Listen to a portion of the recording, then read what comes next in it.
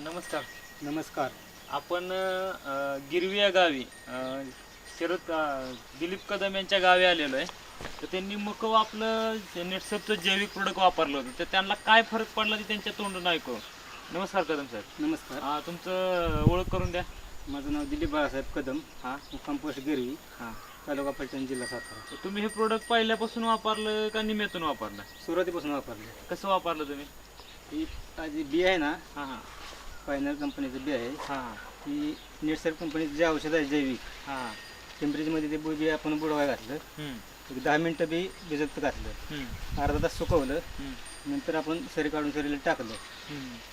रासायनिक खत काय टाकलंच नाही अजिबात. कारण हे औषधावर कसं येतं ते बघायचं आपल्याला. म्हणजे तुम्हाला प्लॉट बघायचा होता मग त्याचा काही औषधावर कसा येतोय? कसा येतो ते बघायसाठीच आपण रासायनिकचा वापरच केला नाही अजिबात. म्हणजे रासायनिकचा काहीच तुम्ही ह्या मक्याला वापर केला नाही? नाही स्टीमरीज मध्ये पहिल्यांदा बियाणं भिजवून लागण केली आणि नंतर फवारण्या वगैरे.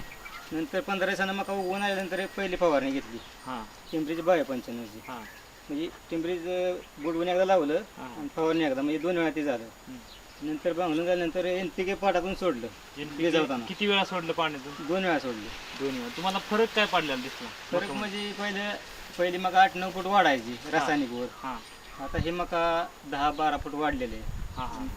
रासायनिकच्या मकाला दोनच कणसं यायची, त्यातलं एक बळवायचं आणि एक बळवत नव्हतं बरोबर. हां म्हणजे पूर्वी तुम्ही मका रासायनिक खताव करायची तर 2 कणस यायची पण त्यातलं एक बळवत नव्हतं आणि एक चांगलं बळवायचं. एक चांगलं बळवायचं. आता आपण बघतो इथं तर मकाला 2 कणस तर आलेले आहेत. 2 आहे, पण आत्ताच भरलेले आणि तिसरं पण यायला लागले. तिसरं पण यायला पण लागलं. मी म्हणतो तिसरं जरी बळावलं नाही तरी 2 तर बळावलेले आहेत. 2 100% बळवले ते. बरोबर बरोबर. म्हणजे तुम्हाला एक नंबर रिझल्ट आला. रिझल्टचा काय म्हणजे विषय तुम्हाला असं किती वाटतं व किती क्विंटल निघल मका आता ह्याच्यामध्ये? मका आपलं एक एकर रान आहे. कमीत कमी 40 क्विंटल मका निघली पाहिजे. 40 क्विंटल गॅरंटेड निघेल. 100% कमीच म्हणजे पाहिजे. तुमचं 100% उत्पन्नात वाढ झाली. झाली. पण बरं तुम्ही रासायनिक खतं पण वापरणार तरी तुम्हाला म्हणजे रासायनिक कमी खर्चात तुमचं जास्त उत्पन्न निघाल. हा, रासायनिकचा 3-4 हजार रुपये आपला खर्च कमी झालाय आणि जैविक किती खर्च झालाय?